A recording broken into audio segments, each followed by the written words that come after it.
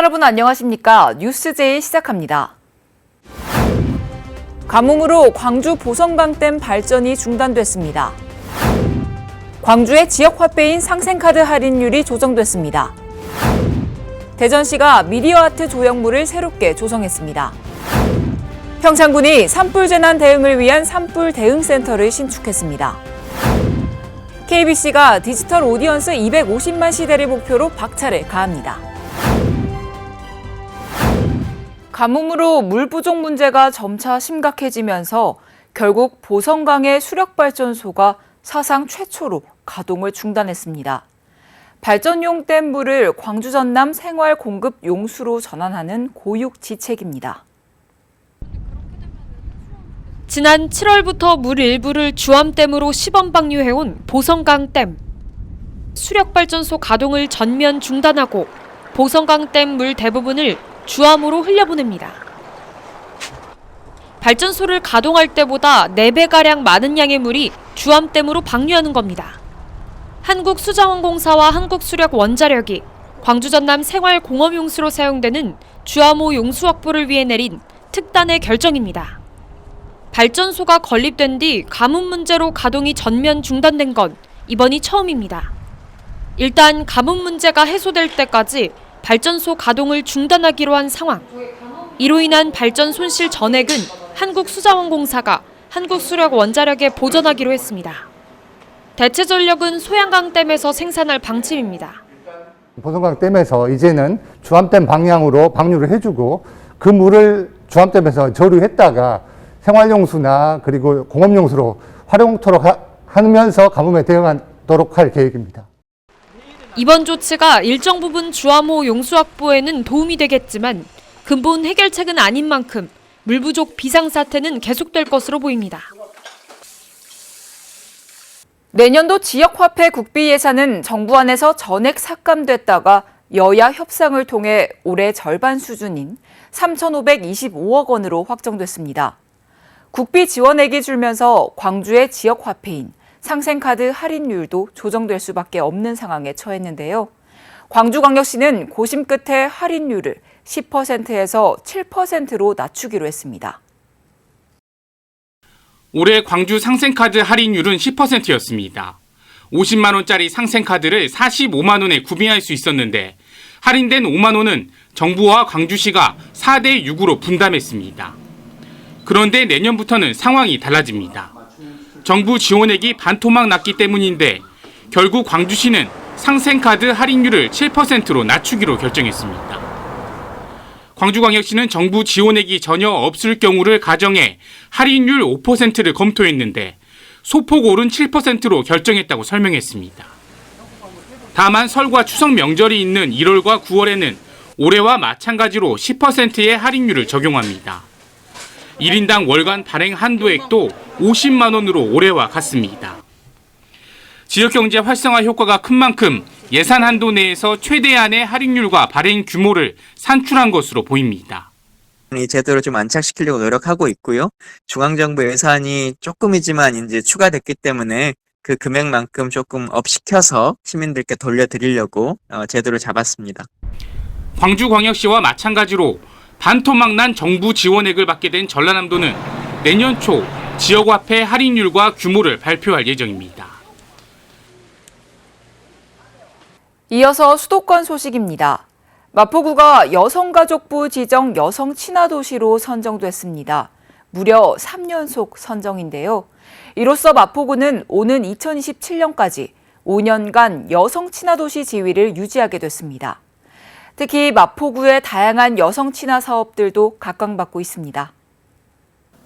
마포구가 여성가족부 지정 여성친화도시로 3연속 선정됐습니다. 구는 지난 10년간 여성친화도시 정책 추진을 위하여 마포구 여성친화도시 조성에 관한 조례, 마포구 양성평등 기본조례, 마포구 성별 영향평가에 관한 조례 제정 등의 법과 제도적인 기틀을 마련했습니다.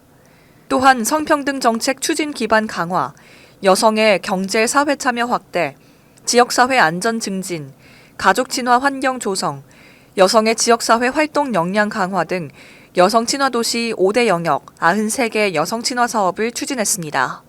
마포구는 앞으로도 여성과 남성 모두가 행복한 도시로 성장해 나갈 수 있는 양성평등 정책 마련에 최선을 다할 예정입니다.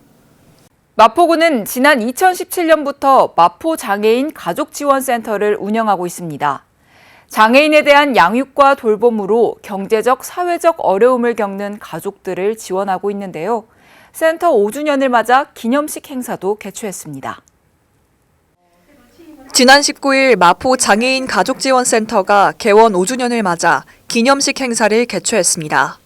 행사를 통해 직원들의 노고를 격려하고 2023년 주요 사업 계획을 살펴보는 시간을 가졌습니다. 마포 장애인 가족지원센터는 지난 5년간 심리상담, 돌봄 서비스 제공, 자조 모임 운영 등을 통해 지역 내 장애인과 그 가족들의 삶의 질을 높이는 데 앞장서 왔습니다. 행사에 참석한 박강수 마포구청장은 장애인 돌봄과 가족들의 부담 완화를 위한 다양한 지원 프로그램을 마련해 장애인이 살기 좋은 마포구를 만드는 데 최선을 다하겠다고 말했습니다. 광역시 소식입니다. 대전시가 교통복지카드를 쉽게 사용할 수 있는 정책을 마련했습니다. 그동안 다른 지역에서는 본인 확인을 위해 신분증을 제시하거나 일회용 우대권을 이용했던 상위 국가유공자, 장애인 교통복지카드 사용이 2023년부터 더욱 편리해집니다. 2023년 1월 1일부터 교통복지카드 한 장으로 상위 국가유공자는 전국 지하철과 시내버스를, 장애인은 전국 지하철을 무료로 이용할 수 있습니다. 이에 상위 국가유공자와 장애인은 전국 호환되는 카드 교체를 통해 한 장의 카드로 전국 어디에서나 편리하게 대중교통을 이용할 수 있습니다. 전국에서 호환되는 교통복지카드를 사용하기 위해서는 상위 국가유공자는 대전지방보훈청에서, 장애인은 동행정복지센터에서 카드를 교체 발급받으면 됩니다. 한편 상위 국가유공자는 3월 말까지 반드시 카드를 교체해야 하며 장애인은 필요한 경우 금융기능이 있는 장애인 등록증을 교체 발급받아 활용할 수 있습니다. 빛과 영상, 예술과 과학이 결합된 미디어 아트 조형물이 새롭게 조성됐습니다. 대전의 미래를 비추는 아름다운 빛의 세계를 소개합니다. 대전시가 스튜디오 큐본의 미디어 아트 조형물 조성을 마무리하고 점등식을 개최했습니다. 미디어 아트 조형물은 메인 조형물 1개와 서브 조형물 8개로 조성됐으며 메인 조형물은 높이 25m, 너비 29m에 이르는 규모로 우주와 자연, 인류의 빛이라는 주제를 기하학적으로 형상화했습니다. 또한 서브 조형물은 몽유도원도의 한비탑과 엑스포, 대청댐, 우주선업 등 대전의 대표적인 이미지를 결합해 회화적인 이미지를 연출한 것이 특징입니다. 한편 이번에 조성된 미디어 아트 조형물은 인근 신세계 사이언스 콤플렉스, 한비탑 광장 미디어 파사드, 대덕 과학문화거리 조성 등과 어우러져 대전을 대표하는 야경 명소이자 랜드마크로 자리매김할 것으로 기대하고 있습니다. 새로운 해를 맞이하는 대구시 제야의 타종 행사가 31일 밤 10시부터 국채보상운동 기념공원 달구벌 대종 앞 특설 무대에서 열렸습니다. 코로나19 이후 3년 만에 인원 제한이 없이 진행된 타종 행사에는 새로운 열림, 우리의 드림을 슬로건으로 다양한 문화 행사가 마련됐습니다. 타종식에는 주요 기관 단체장을 비롯해 올해를 빛낸 자랑스러운 시민들이 33인의 타종 인사로 참여하고 타종 후 홍준표 대구시장의 신년사와 대구 찬가 합창, 멀티미디어 불꽃쇼가 펼쳐졌습니다. 한편 인파가 몰릴 것에 대비해 교통통제와 안전관리 요원을 배치하고 시민들의 안전한 귀가를 위해 행사장 인근을 통과하는 급행 5개 노선과 도시철도 시내 인근역 막차 시간을 연장 운행했습니다. 계속해서 강원도 소식 전해드립니다. 평창군은 산불 재난을 정확하게 판단하고 신속한 대응을 하기 위해 산불 진화 인력과 장비 및 지원 시스템 등을 갖춘 산불 대응센터를 신축했습니다. 산불 대응센터는 평창읍 중리일원 군유지 내 111제곱미터 면적에 국도비 4억 원을 투입하여 11월 말에 준공을 마쳤으며 2023년 봄철 산불 조심 기간부터 본격 운영하게 됩니다. 산불 대응센터는 산불 진화 인력 대기 장소, 샤워실 등의 편의시설을 조성하고 진화 차량 차고지와 산불 진화 장비 보관 창고, 산불 예방 교육 장소로도 활용할 계획입니다. 군은 산불 대응센터가 본격적으로 운영되면 산불 전문 예방진화대가 새로 둥지를 들고 산림 재해 현장 대응 활동을 강화할 수 있을 것으로 기대하고 있습니다. 횡성군이 침체에 빠진 지역 경기를 활성화하고 횡성 군민과 소상공인에게 희망을 주기 위해 희망지원금을 지급합니다. 제4차 희망지원금은 1인당 20만 원이 지급됩니다. 대상은 2022년 10월 31일부터 신청일까지 횡성군에 주민등록을 두고 있는 주민으로 약 46,500명입니다. 기간은 1월 9일부터 2월 28일까지로 군에서는 군민들이 보다 편리하고 쉽게 재난지원금을 지급받을 수 있도록 1월 9일부터 13일까지 5일 동안 마을 회관과 경로당, 게이트 볼장 등 마을 단위 전담 창구에서 찾아가는 서비스를 운영합니다. 이와 함께 소상공인의 경영 안정을 위해 소상공인 상생희망지원금도 지급되는데요. 1인당 100만 원이 지급되며 지급 공표일인 2022년 8월 31일 이전에 사업자 등록을 완료한 소상공인으로 공고일로부터 신청일 현재까지 대표자 주민등록과 사업장을 관내에 두고 있는 횡성군민이어야 합니다. 기간은 1월 3일부터 1월 31일까지로 사업자 등록 주소 해당 읍면 행정복지센터로 직접 방문 신청하면 되고 보다 자세한 사항은 횡성군 홈페이지에서 참고하시면 됩니다. 충청도 소식입니다. 지역 균형 발전을 위한 2023년도 사업비를 최종 확보한 가운데 충북도가 지역 균형 발전 사업의 본격 추진을 밝혔습니다. 도는 사전 행정 절차와 각종 인허가 처리를 진행했습니다. 행정 절차를 마친 이들 사업들에는 올해 예산이 투입될 계획입니다. 특히 충북도 역점 사업에 200억 원을 집중 투자해 레이크파크 르네상스 실현에 발판을 마련할 예정입니다.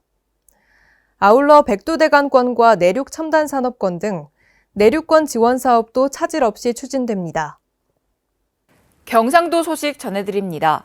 2022년 포항을 뜨겁게 달궜던 10대 뉴스를 전해드립니다. 매년 한 해 한 해를 떠나보내는 우리 마음이 때론 뭉클한 것은 지난 1년이 울고 웃었던 우리의 이야기로 가득하기 때문인데요. 희망찬 2023년을 맞아 포항의 한 해를 되돌아봅니다. 지난 12일부터 16일까지 2,600여 명의 포항 시민이 직접 2022년 희망특별시 포항 10대 뉴스를 선정했습니다.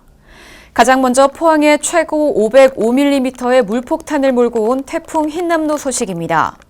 흰남노 내습으로 유례없는 폭우가 내렸고 여기에 만조가 겹치며 포항은 큰 피해를 입었는데요. 민관군의 유기적 협력에 더해 전국에서 도움의 손길이 이어지며 포항 시민의 일상 복귀를 앞당겼습니다. 시는 예측하기 어려운 자연재해로부터 시민의 생명과 재산을 지키기 위한 안전도시 종합계획을 추진 중입니다. 태풍 흰남노로 인한 피해가 컸던 만큼 포항의 산업위기 선제대응지역 지정이 다음 소식에 이름을 올렸습니다. 태풍 피해로 지역 철강산업 전반이 심각한 상황에 처해 포항시는 산업통상자원부에 산업위기 선제대응지역 지정을 요청했고 올해 10월 31일 지정이 확정됐습니다. 세 번째 소식은 스페이스워크 관광객 100만 명 돌파 소식입니다. 스페이스워크는 철 구조물 트랙을 따라 걸을 수 있는 국내 최대 규모 체험형 조형물인데요. 최근 스페이스워크가 한국 관광 100선에 선정된 만큼 이제는 포항의 대표 관광지를 넘어 대한민국 대표 관광지로 자리매김하기를 기대합니다. 이어 포스코 지주사 포항 이전 합의 소식이 네 번째 뉴스입니다. 포스코는 2023년 3월까지 지주사 본사를 포항으로 이전하고 미래기술연구원 포항 본원 설치 등 포항 중심의 운영 체계를 구축하기로 합의했습니다. 다섯 번째 뉴스는 대한민국 브랜드 대상에서 포항시가 전국 최초로 배터리 산업부문 대상을 수상했다는 소식입니다. 포항시는 K배터리 선도도시로 자리매김하고 더 나아가 글로벌 배터리 거점 도시로 도약하기 위해 노력하고 있는데요. 2차전지 종합관리센터 등 탄탄한 인프라를 갖춘 포항이 2차전지 특화단지 지정과 기가팩토리 유치에도 총력을 기울이고 있습니다. 계속해서 상병수당 1단계 시범 사업을 시행 중인 포항시가 상병수당 지급을 시작했다는 소식이 6번째, 포항시가 2023년 국토교통부 수소도시 사업으로 선정돼 2026년까지 416억 원을 들여 미래형 수소도시의 기반을 갖출 예정이라는 소식이 7번째에 각각 랭크됐습니다. 8번째에는 세계적 기업 애플이 포항의 개발자 아카데미를 개소했다는 소식입니다. 애플은 포스텍에 애플 개발자 아카데미를 열고 앱 개발에 필요한 지식과 기술을 교육하는데요. 이를 통해 미래형 일자리 창출에 결실을 맺고 있습니다. 다음으로는 녹색도시 포항을 대표하는 철길숲이 시민들의 뜨거운 관심을 받으며 하루 평균 3만 명이 이용하는 포항 철길숲의 인기를 증명했습니다. 철길숲은 시민과 관광객들의 큰 호응을 얻고 있는 것은 물론 UN 해비타트 주간 아시아 도시 경관상을 수상하는 등 국내외에서 그 가치를 인정받고 있습니다. 끝으로 포항시 승격 이후 최초 3선 시장 탄생 소식이 올해 10대 뉴스의 마지막에 올랐습니다. 제8회 전국 동시 지방선거에서 포항시장에 당선된 이강덕 시장은 민선 이후 포항시 최초 3선 시장이 됐는데요. 이강덕 시장은 2014년 포항시장 첫 취임 이후 그린웨이 프로젝트 추진과 신산업 발굴 등을 통해 포항의 혁신적인 변화를 이뤘습니다. 항상 시민화합과 상생을 최우선의 가치로 삼는 이강덕 시장, 포항의 미래 100년, 지속가능한 발전의 기반을 마련하기 위해 지금도 열심히 뛰고 있습니다. 2023년 포항시는 안전하고 살기 좋은 도시, 친환경 도시, 시민의 삶이 즐거운 문화도시로 거듭나는 한편 동해안 균형발전 거점 도시로 도약해 지방 소멸 위기에 대응하고 세계로 도약하는 더 큰 포항을 향해 나아갈 예정입니다. 개묘년 새해를 맞아 광주 전남 지역의 과제와 미래 희망을 짚어보는 기획 보도를 마련했습니다. 먼저 광주 군공항 이전과 복합 쇼핑몰, 전남의 의과대학 유치와 흑산공항 등 올 한해 광주 전남이 풀어야 할 핵심 과제들을 짚어봅니다.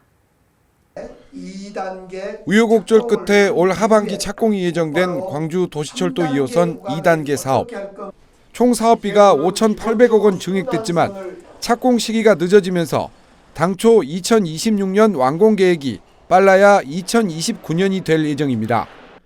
하지만 백운교차로에서 효천역을 잇는 3단계 구간은 여전히 사업비 5억 원만 반영된 채 남겨도 사업비 증액 협의에 나서야 하는 과제를 안고 있습니다. 군공항 이전은 활로 모색이 기대됩니다. 신공항 건설을 위해 대구광역시가 경상북도 군위를 편입하는 법률안이 통과된 데 이어 국회에 계류돼 있는 군공항 이전 특별법도 탄력을 받을 것으로 기대됩니다. 광주와 대구가 군공항 특별법 통과를 위해 손을 맞잡은 만큼 후보지 선정과 대정부 활동에 힘을 쏟아야 합니다. 복합 쇼핑몰 사업은 현대와 신세계 등 대기업들의 투자가 가시화되고 있는 가운데 도로와 소상공인 지원을 위한 물류체계 등 SOC 확충이 관건입니다. 민간 사업자를 우선 확정하고 대통령 공약을 명분으로 정부 예산 지원을 요청한다는 방침입니다. 대통령 공약사항이었고 국민의힘의 그 약속이었고 또 지역을 균형 있게 발전시키고자 할 때 정부의 책무이기도 합니다. 전남은 지난해 가장 아쉬운 점을 의과대학 유치와 흑산공항으로 꼽고 있습니다. 코로나19 대응 체계가 안정화에 접어들었으니 의정협의체를 제기해 의대 문제를 논의해 줄 것을 정부에 요청할 계획입니다. 의대 정원의 방점을 찍기보다 의대가 없는 지역에 신설하는 문제에 중점을 두고 행정력을 집중한다는 계획입니다. 흑산공항 역시 공감대는 충분하지만 국립공원 문제를 한꺼번에 풀자는 절차에 발목이 잡혀 있습니다. 건설이 추진 중인 울릉공항, 예타를 통과한 백령도 공항의 사례처럼 규제 완화와 균형 발전 차원에서 반드시 조기 착공을 끌어낸다는 방침입니다.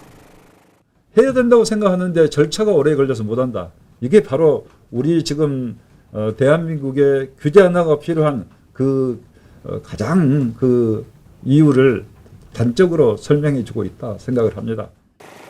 미래 먹거리인 세계 최대 해상풍력 발전단지도 인허가 절차 간소화를 위한 특별법과 공군과의 협의 등이 관건입니다. 정부도 해상풍력 재생에너지를 핵심 사업으로 인식하고 있는 만큼 정부와 정치권을 설득해 선도 사업으로 추진한다는 계획입니다. 지난해 광주 전남 유일의 콘텐츠 제휴사로서 포털 뉴스가 서비스를 시작한 KBC가 올해는 디지털 오디언스 250만 시대를 목표로 뉴스 광역화에 박차를 가합니다. 포털 사이트와 유튜브, SNS 등 오픈 플랫폼을 활용해 뉴스 영향력을 극대화하고 지역의 특색과 문화를 담은 콘텐츠로 지역의 전국화에 앞장설 계획입니다. 지난해 1월 광주 전남 유일의 포털 컨텐츠 제휴사로 선정된 KBC는 작년 한 해 동안 포털 뉴스 서비스를 통해 약 2만여 개의 기사와 컨텐츠를 발행했습니다. 연간 누적 조회수는 1억 1천만 회를 넘었고 구독자 수도 100만 명에 육박했습니다. 서울 수도권 중심이었던 포털 뉴스 시장의 다양성을 더하고 광주 전남 지역의 소식을 가장 정확하고 빠르게 전달하는 역할을 맡았습니다. 지역 뉴스가 소요되었던 그런 것들을 극복하고 전국적으로 지역 뉴스들을 공유할 수 있는 그런 시대가 되었기 때문에 그 점이 가장 큰 장점이 아닐까 이렇게 생각합니다. 포털 뉴스 서비스 진출로 새로운 기회와 가능성을 확인한 KBC는 올해 디지털 오디언스 250만 시대를 목표로 더욱 다양한 뉴스 콘텐츠 제작 유통에 나섭니다. 전국적인 경쟁력을 갖춘 뉴스 허브로 거듭나기 위해 24시간 뉴스 속보 처리 시스템을 강화하고 지역과 전국의 경계를 넘나들며 콘텐츠 제작 폭을 넓혀나갈 계획입니다.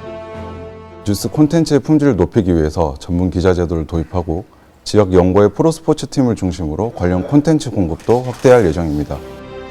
지자체들과의 협업을 통해 광주 전남 지역의 고유한 문화와 역사, 특색을 전국적으로 알리는 역할도 올해부터 본격화합니다. 지역방송의 한계를 넘어 새로운 뉴스 콘텐츠의 가치와 가능성에 도전하는 KBC의 시도는 올해도 계속됩니다. 스트레스는 돈이나 인간관계 등 외적 요인과 생각, 감정 등 내적 요인에 의해 발생하는데요. 만성 스트레스는 잠을 잘 못 자고 식욕 부진을 유발할 수 있습니다. 스트레스 없는 삶을 유지하는 건 힘들지만 운동이나 명상 등 건강한 생활 습관을 통해 관리할 수 있으니까요. 2023년 새해에는 몸과 마음이 모두 건강한 한 해 보내시기 바랍니다. 이상 뉴스 마칩니다. 함께해 주신 여러분 고맙습니다.